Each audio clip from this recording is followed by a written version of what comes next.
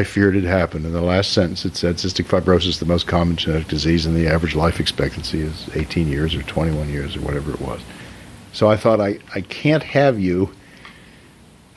my daughter read this on the school bus, go on the school bus and read this, that she's going to die at an early age like this, because by now you would understand what it meant. And so I thought to myself, I've got 10 minutes to tell my daughter she's going to die. And I went in the kitchen. And I was sitting there eating. You were having your Cheerios. And right. I said to you, Laura, you know this illness you have, the cystic fibrosis. It's a serious illness. And such was the tone in my voice that you kind of got it immediately. And you became very tremulous. And you said, you mean I'm going to die? And when you said it in that tone of voice, I completely broke down. And I was crying, and I said to you, which was true, that it's my dream that you should outlive me. And at this point, it was really remarkable. You were, put her arm around me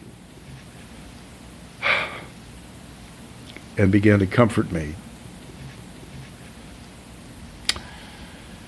I got a phone call that afternoon that said, Dad, that article, the point of that article is that there's hope, isn't it? Isn't that what the point is? And I said, yes, Laura, that's the point of it. So. I remember that conversation.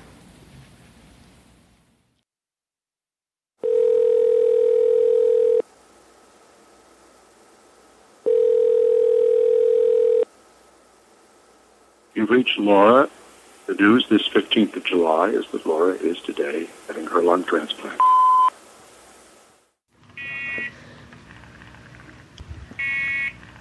Well, it's about 10 to 8 in the morning. I'm here in the hospital. The sun has just come up, and the animal curtains are pulled across my window, but there's just a little bit of light showing through into my room, and it's shining on my toes. Hi there. Need to try to get you upstairs. You know, this surgery's going to happen, and it's weird. When I go in the OR, I always like to look at all the monitors when I'm lying on the table, and all the faces and the lights. Lights are really bright. There's sort of this feeling of, once the anesthetic is in, everything's sort of hazing out, forcing you to close your eyes. And I always try to keep my eyes open as long as I possibly can, to remember the last moment that I was awake. And it's so hard to do that. It always wins out.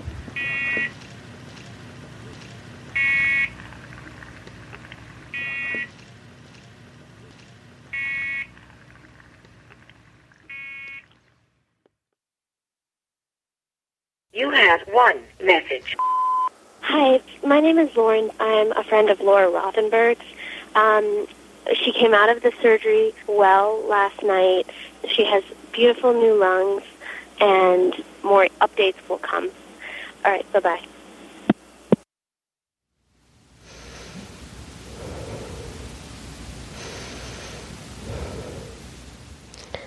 That sound, those were my new lungs.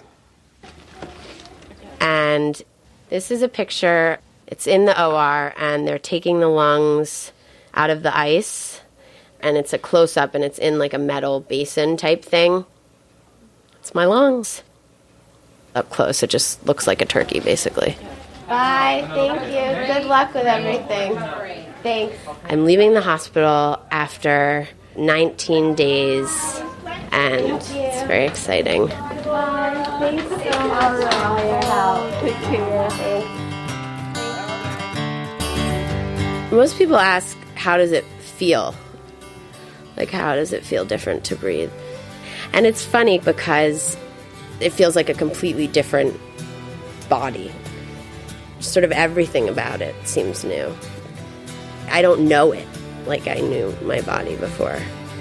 It's like a whole new ball game.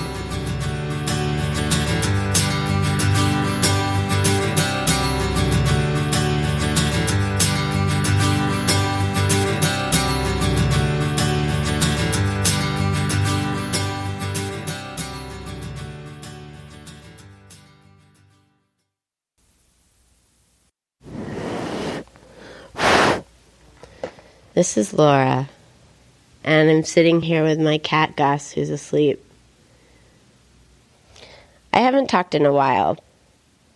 On Monday, it'll be a year since my lung transplant. So I'm happy I've made it a year.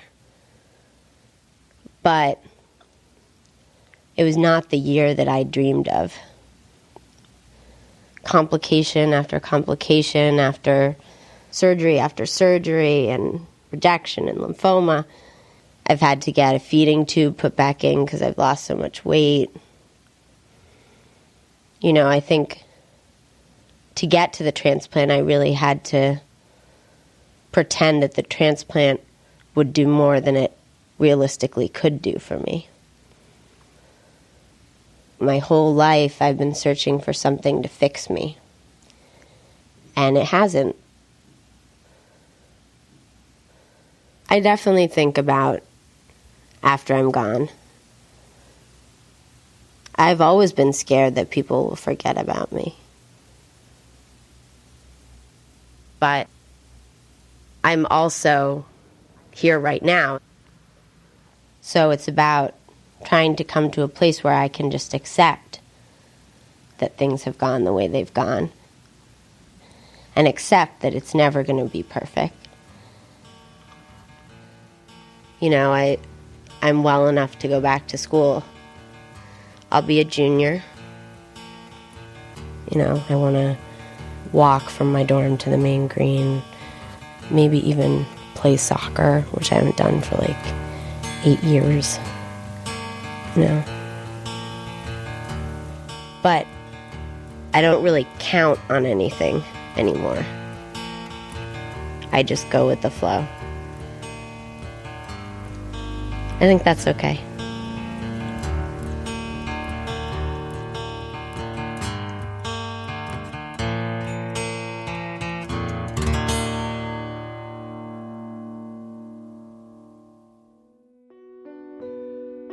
Det var Cystisk fibroses stemme, Laura Rothenbergs dagbog.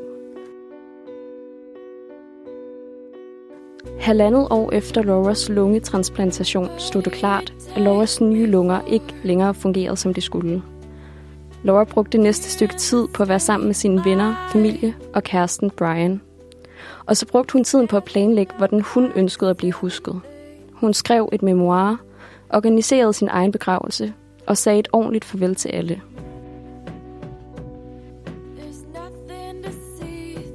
I 2003 døde Laura. Hun var 22 år gammel.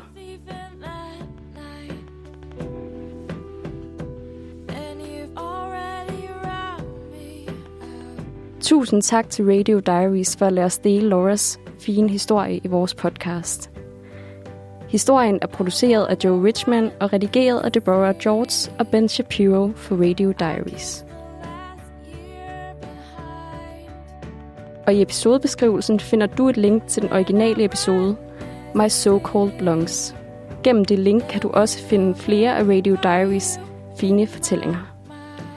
Vi vender tilbage i næste måned med en ny stemme. Har du en idé til en diagnose, vi skal tage op i Stemmer indefra, så skriv til mailadressen i episodebeskrivelsen. Stemmer indefra er en original podcast, der produceres af here.nu. Tak fordi du lyttede med.